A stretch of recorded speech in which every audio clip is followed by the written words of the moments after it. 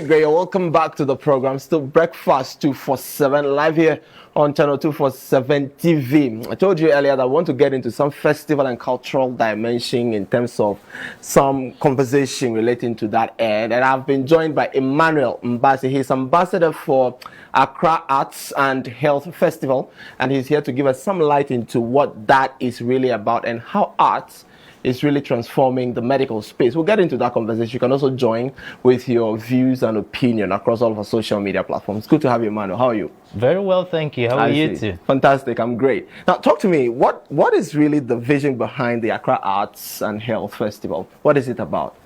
Thank you very much for having me. The Accra Arts and Health Festival is designed to position Ghana as a continental leader in creative health. So our vision is to show how arts, culture, and innovation can strengthen well-being, as well as transform health system in Ghana, as well as inspire community resilience. Because of course, this year's edition is designed to deepen community commitments by activating Accra Art District as a creative health corridor. Which is something that is going to be, for the very first time, introduced in Ghana, right? And we're being hosted by the Knoxford University at East Legon and in partnership with the British Council in Accra. I see. And so you're looking at using arts to transform the health space. Yes. Tell me much about that, especially in terms of the clinical space, what that seeks to do really. Well, the conversation is essential because Ghana's future health workforce must be equipped with, first, the tools that go beyond traditional clinical boundaries, right? So, for example, the opening session at the University of Ghana Medical Center is designed to explore how creative practices are transforming clinical environments and medical education across Africa. First of all, we're going to do that by helping emerging leaders, young practitioners, health professionals, deepen empathy, enhance patient experience, and integrate arts into healthcare, right?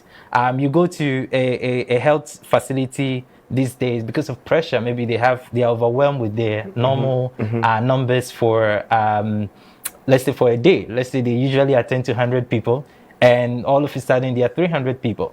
So where creative art comes in to ensure that we're able to create a system that could facilitate a swift attention to each patient that comes to them. And also, for example, I mentioned empathy, to be able to help them develop some empathy to understand the needs, to be patient with the patients, right? So these are what the art and health comes together to develop innovative ways to addressing health challenges in Ghana. That means that it's important we infuse that into our academic or the university systems. Wouldn't you agree? How do we do that? Yes, I believe creative practices can be embedded into medical and public health training in Ghana through storytelling, for example, movement-based learning, art-integrated workshops, and also ideation labs, right? Now, what this festival aims to achieve is to demonstrate that through our plenary sessions, our performances, and our creative health ideation lab, which we designed to equip students who are coming in, health practitioners, with actual practical tools, right? To be able to reimagine, re-innovate innovation, right? And as a matter of fact, break the limits, reimagine healing, right? And communication. Because it's one thing to be a health expert, and it's another, and be able to heal people, but it's another thing to have patience for them and walk them through the healing process. Listen, you've been diagnosed with this. But I can walk you through your healing process. And there's another one. Listen, this is a deadly disease. I'm not sure you're going to make it, but whatever. These are the medicine I'm prescribing XYZ stuff. So it's just the communication that could keep somebody up Okay. People say you don't die of the you don't die of the diseases or illness. Okay. You die based on how it was announced to you. You know, someone tells you you're going to die soon because you have this. Yeah. Another person walks you through it, communicates so well that you love even walking through the healing process. Yeah, so I see. Now, I understand you have some partnership with some academic institutions now, but what long-term impact are we looking to achieve from those? Right. So on the first day, we aim to sign an MOU with Knoxford University and the Global Arts and in Medicine Fellowship, which is a landmark step for us, right? Which, of course, underscores a long-term collaboration in research, professional training, and cross-continental innovation.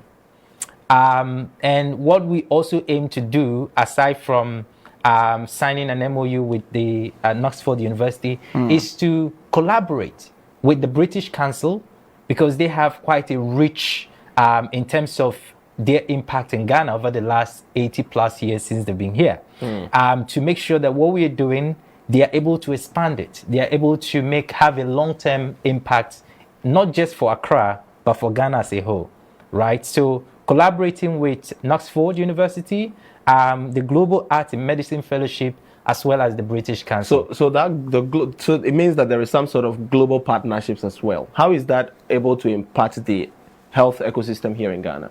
Yes, so when we have health professionals from around the world contributing to transforming health system in Ghana, I believe that's going to have a long-term consequences. I see. So is it the case that they're going to be based here in Ghana, or they're going to be anywhere in the world and working? How is the work schedule going to be like? Right. So for this program, we are hosting it in Accra. Okay. Now we have people coming from around the world.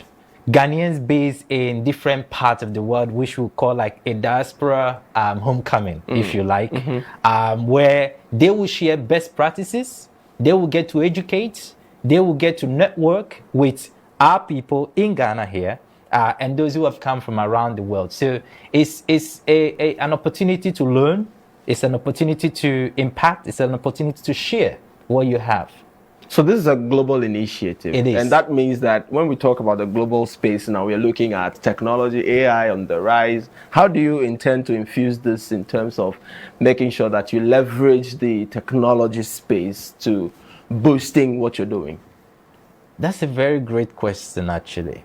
You know, technology is a powerful, powerful accelerator for creative health. Now, sessions on AI, which we have as part of this program, digital media, and health innovation, such as the presentation by AI Rethinking Africa, or Rethink Africa by John Ofori. It's designed to demonstrate how digital tools can expand access, support mental health, and strengthen public health messaging. Now, the roundtable which we have designed on creativity, digital media, nutrition, and inclusive public health will help further show how digital platform can actually make well-being more inclusive and community-driven. We have the likes of the, I believe, Need the dietitian.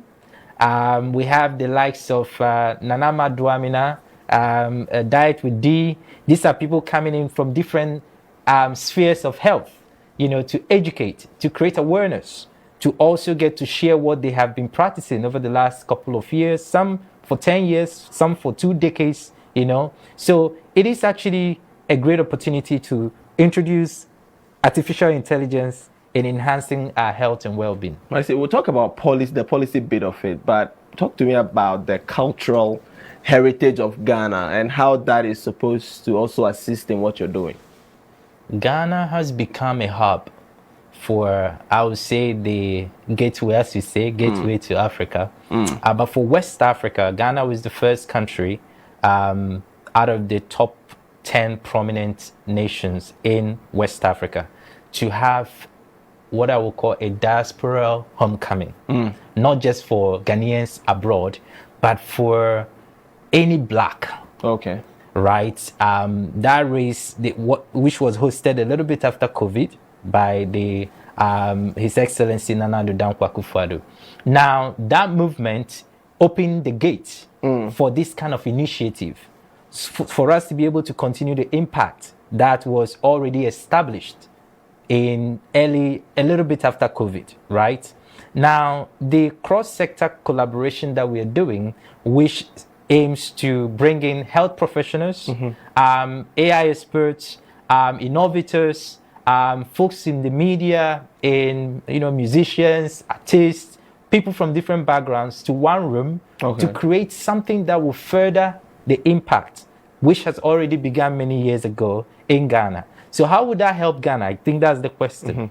Yes, it will help in scaling impact. It will help in educating, contributing to the already established educational system to educate young people in health, in arts, and promote STEAM education, right? Science, technology, engineering, arts, and mathematics. So that is what we aim to do. I see. But it means that there has to be some sort of policy shift. Yes. What are those? What are your expectations in terms of policy to help allow your initiative thrive here in Ghana? Well, scaling creative health nationally requires investment in research. Okay. It requires community programs. It requires cultural infrastructures. And ultimately, it requires cross-sector partnerships. Now, the cross-sector dialogue, which we have as part of our program, explores investment pathways. It also explores policy frameworks and research evidence, as well as national strategies. Because recently there was a big national AI or STEM program that was launched by His Excellency the Honorable Sam George, right? Now, that's a big national strategy to impact or continue the lasting impact of AI and artificial and STEM education. Okay. But these national strategies are needed to be able to embed arts and health into Ghana's development agenda, which we know, of course, every 4 years we have a party that comes to power and wants to, continue the impact or set a new agenda. But this includes funding for creative health training in Ghana. It includes public facing programs and integration into national policies, which we believe this program, when we have all the people in one room speaking, sharing, networking, and growing, we'll be able to have a lasting impact. You mentioned Ideation Lab. Tell me, what sort of ideas do you see emerging in the near future? You talked about Ideation Lab. First of all, what is it about? When you talk about Ideation Lab, what is that? Just before we end the segment. Right. The Ideation Lab is actually designed to produce practical, community-focused prototypes. Okay. Right. And we expect ideas because, of course, when you have a room where some of our partners include STEMmate, who will be sharing, creating stuff real life in the Ideation Lab after an idea with young folks in the room, who, someone can be asked, can you tell us, share an impressive idea? Someone said, okay, I want to create something that could address a problem of, let's say, collecting debts in a space. And right there, they start to create something out of that. So how will it work? What kind of problem is it going to solve? What will we need to be able to address this? Imagine having 100 young folks currently, or 1,000 of them, thinking about how to solve a particular problem. We recently had flooding issue, and in Ghana. And how are we going to address that? Imagine it's one of the things that we could actually bring young people together to think about. Now, in the Ideation Lab, because of course the focus is on health and arts. So we expect ideas around mental health support. We expect ideas around youth engagement, healthy aging, climate resilience, of course, already I mentioned on flooding, digital well-being tools, and art-based public health communication. The lab is designed for design thinking. Okay. Right?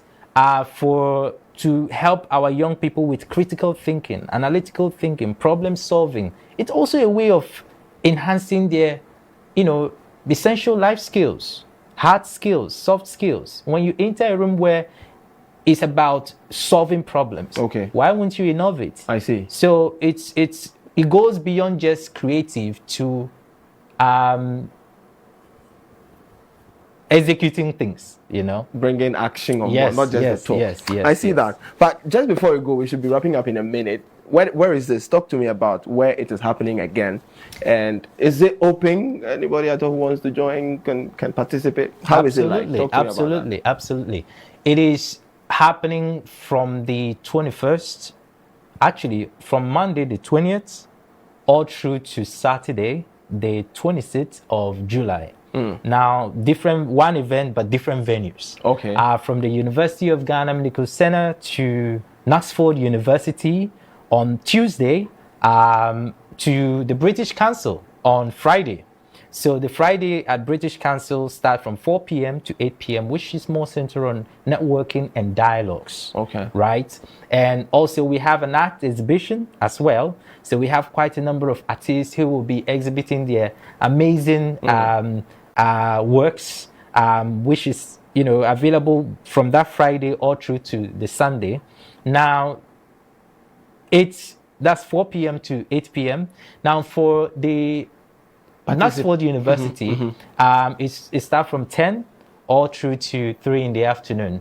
Participation is absolutely free, but we have limited slots available at the moment. So if you want to register, do visit www.accraartsandhealthfestival.com www.accraartsandhealthfestival.com and get registered before the slots get finished. Absolutely. So the registration is open up until when? When is it closing? It's open up until, Monday. Monday's deadline. Yes. So you heard that, www.accraartsandhealthfestival.com is where you want to visit to register for your slot. It's limited if you want to be a part of this exciting and great innovative way of changing the health system. You don't want to miss that. So get there and get registered. My name is Isaac Etonomiji. I've been having a conversation. Thank you very much for being here. It's good to have you. Emmanuel Mbansi, he's ambassador for Accra Arts and Health Festival, speaking to us. There's a bye, and we'll see you again next week.